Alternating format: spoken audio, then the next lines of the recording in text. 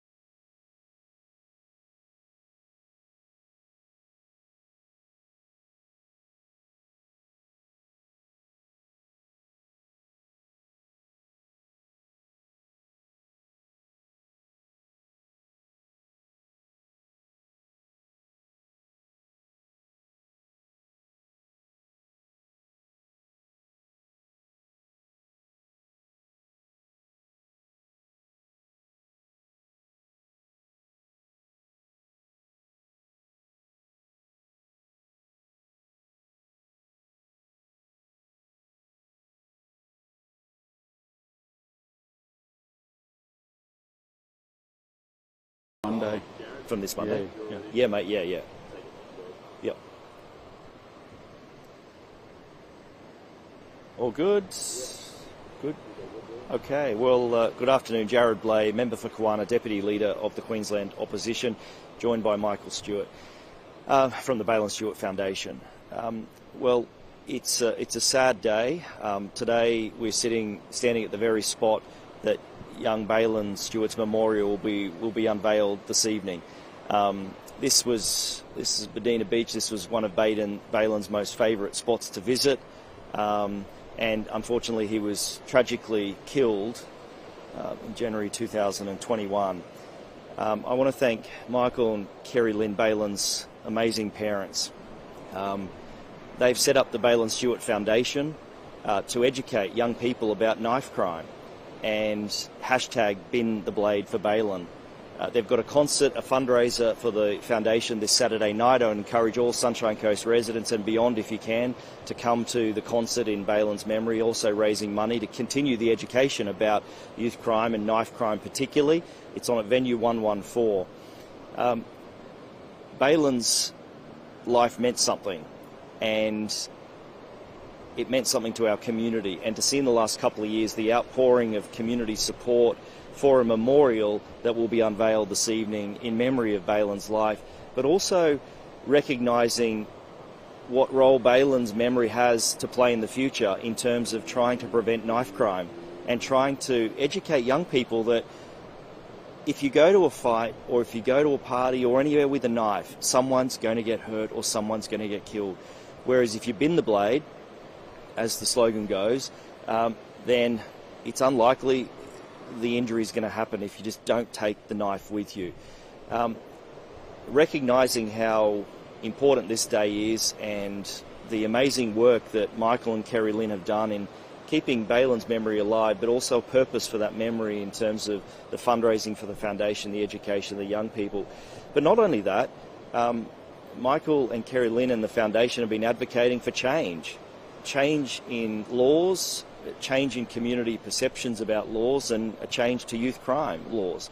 Because without those changes, this is going to continue to happen. And unfortunately, we've seen over the last 8 years a weakening of youth justice laws. The current government watered down the laws in 2015, 2016, and progressively now over the last 8 to 9 years, we've seen, because of the watering down laws and fewer police on the beat, we're seeing the community youth crime crisis impact so many people across Queensland. No matter where you go, we just had our shadow cabinet members out and about listening to people in central Queensland, and it's the talk. Everyone is talking about the youth crime crisis. When we had our shadow cabinet meet at the Eka only a few weeks ago, and talking to people from all across Queensland, listening to people from across Queensland, the youth crime crisis is top of mind for many people. In this very area we are in Medina today, constantly people are getting their homes broken into, their cars stolen, young groups terrorising families, making women feel unsafe in their homes, afraid to go out in the communities. That's not the community we want to live in, and that's not the Queensland we want to see. We saw in budget estimates that the Queensland government have reduced police, net reduction of police by 202 officers in the last 12 months. How can we have, with the population increase in Queensland, all the crime we've got in our areas, a reduction of over 200 police officers from a year ago? We should have more police officers on the beat. And I want to thank and pay tribute to our amazing men and women in blue. The police officers on the ground are doing an amazing job with the best resources they've got at the moment.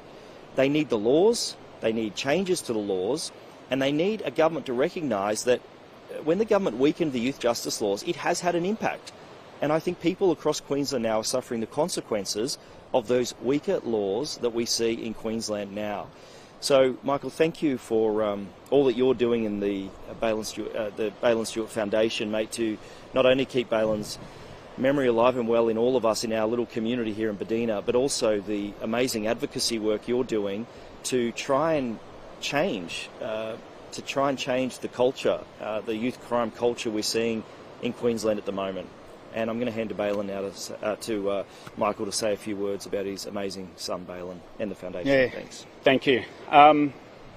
Obviously, we started this foundation primarily for the reason that we were blindsided. We had no idea that youth knife crime was as prevalent as what it was, and so that was a lack of awareness. And just going on to what Jarrod said regarding the government.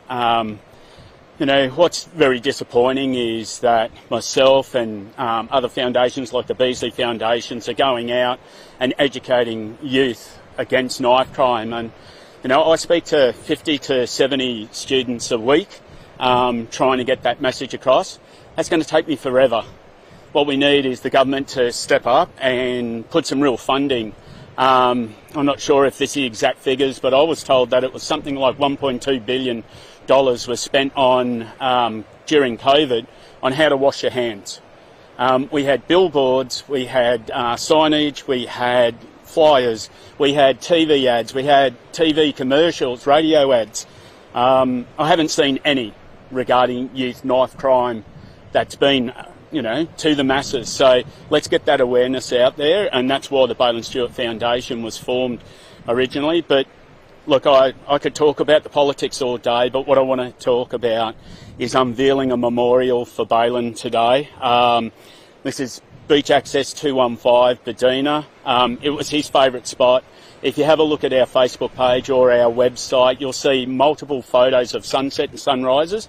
They were all taken here. Balin, I'd go to his bed and early in the morning and he'd be gone and he'd be off, taking the photos. So it's very fitting that this place is somewhere for, not only for his family, but we insisted on this memorial because so many kids came to us and said, where's a place that we can go and chat to Balin? Where's a place that we can sit down and remember Balin? So this is the perfect place for it. And hopefully in time to come, it will start conversations between parents and their children regarding the consequences and the dire consequences of knife crime.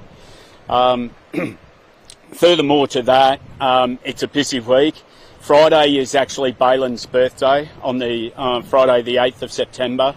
And like any parent, we want to throw a party. So on Saturday, the 9th of September at the Kawana venue 114, we have the Balin Forever Festival.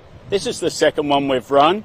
And this night is a celebrational night. It's not an educational night. It's an all ages event. We'll have free giveaways on the night. It'll be a fun night.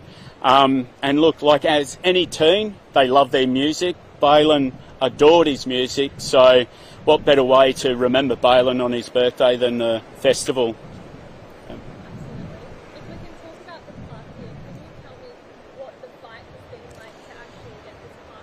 Yeah, so when we got the, look, there's a two-edged sword here.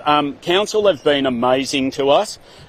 We have a memorial chair to Balin, which is here, and we also have a memorial chair down at Point Cartwright, which council were all for. However, we wanted a sign, we wanted a plaque to recognise, so people who are sitting at this chair knew what the significance of the chair was, and then they could start those conversations. And we were told that we couldn't have a plaque. So with the assistance of the community, we got together, we organised a petition, which we had 3,850 people sign that petition, and 90% of them were from this local area. So the locals really wanted somewhere to be able to remember Balin. And so, yeah, it's been a little bit of a grind, but let's put that in the past. It's over. They've approved it.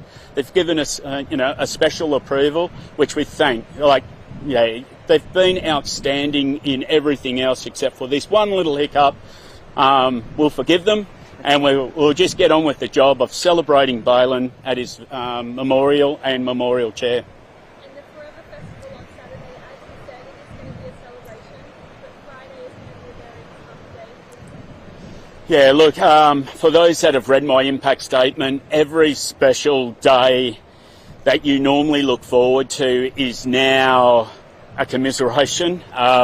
Look, Father's Day is really, really difficult this Sunday.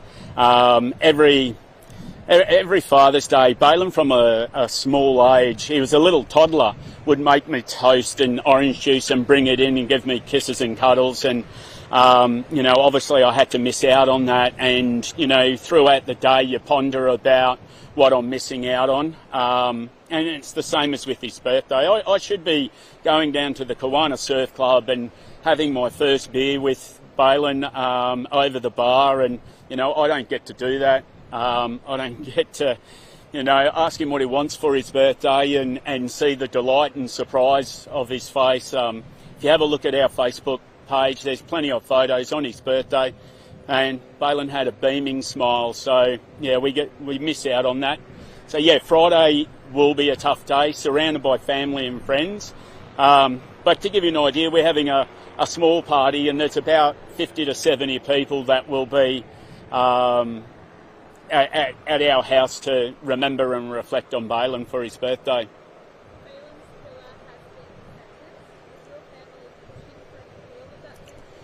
Yeah, look, I think that under our current laws, there's no point.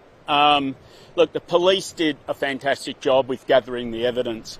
And to be truthful, the court, within the bounds of the laws, did as good as they could do. The thing that's really disappointing is that when you hear if Balin's killer was charged in New South Wales, he'd have a maximum sentence of 25 years. However, in Queensland, he has a maximum sentence of 10 years.